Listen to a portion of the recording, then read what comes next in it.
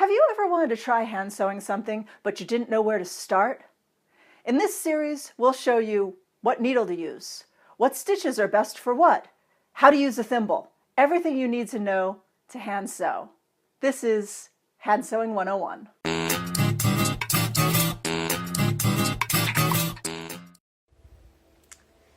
So, that's not a pun. I didn't mean to pun. I try not to pun. Now we're going to sew. Oh, that's awful. Sewing shears you use many of the same stitches you use in sewing non-shears, but there are a couple of considerations. And the first, I'm going to show you how differently I sew a running stitch when I sew shears. First, I'll start off with the just usual running stitch done in the usual way. I take my needle in my thumb and index finger. I put it into the fabric. I bring it out of the fabric. I put it into the fabric. I bring it out of the fabric. I put it into the fabric. I bring it out of the fabric. And then I push with the side of my middle finger, which should have a thimble on it, but I have such a callus there, I can't feel the side of my finger, so who needs a thimble when you can grow one yourself? So into the fabric, out of the fabric, into the fabric, out of the fabric, into the fabric, out of the fabric, and push. And I'm exaggerating how I'm pushing,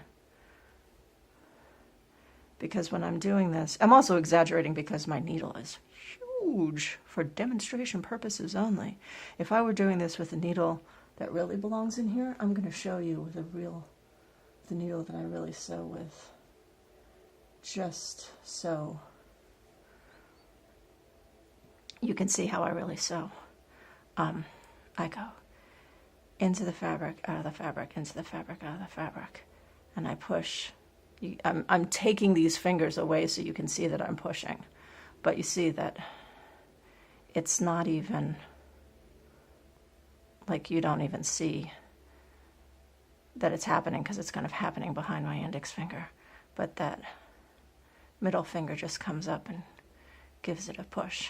Now this is very important when you're sewing shears, because I don't know if you notice, I'm really holding on to the needle here with a lot of tension, which, as you know from our posture video, is something you shouldn't use when you're sewing, because this is a very slick, very small needle, and this is very slippery thread. And it has happened that I've been sewing along and the needle just fell out of, it won't do it now because it wants to make a liar out of me, but I have had needles just fall out of the fabric because the fabric is so fine and the needle is so small. So not just pushing with that finger, but kind of keeping that finger on the butt of the needle the entire time you're sewing is not a bad idea. So going back to the needle and thread that you can actually see, I go into the fabric, out of the fabric, into the fabric, out of the fabric, into the fabric, out of the fabric, and push. Now I want to show you a different technique here, and this is something I learned because of my background in Japan. They sew a little differently than we do in the West, particularly when working on very fine fabrics. And it makes a lot of sense. I found out I was doing it naturally, and then my Okasan said, "Oh, you sew like a Japanese person." And I was like, what? How does a Japanese person sew differently? And they do sew differently.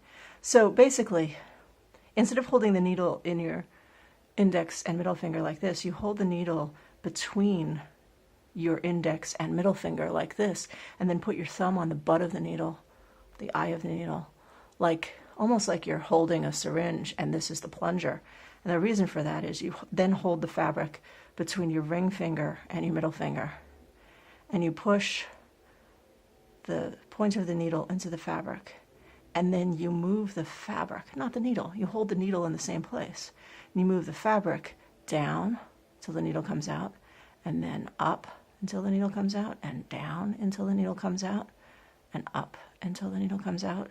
And you keep doing that, and then you push with your thumb. So you're pushing with a totally different finger as well. So you have to readjust. Fabric up, fabric down, fabric up, fabric down, fabric up, fabric down, and push with the thumb. And that's why often you see Japanese thimbles are rings that you wear on your thumb, but I have very skillfully built an insanely hard bit of callus right there, so I don't need to use a thimble there either, because I've been doing this a long time. So just to review, the usual or European way of doing a running stitch is to go in and out, in and out, in and out, and push with the middle finger. The Japanese way is to hold it between the third and second finger, put your thumb on the butt, and push the fabric onto the needle. So your left hand is moving away rather than your right hand moving forward, and then push with the thumb rather than the middle finger. And that's how you do a running stitch on shears.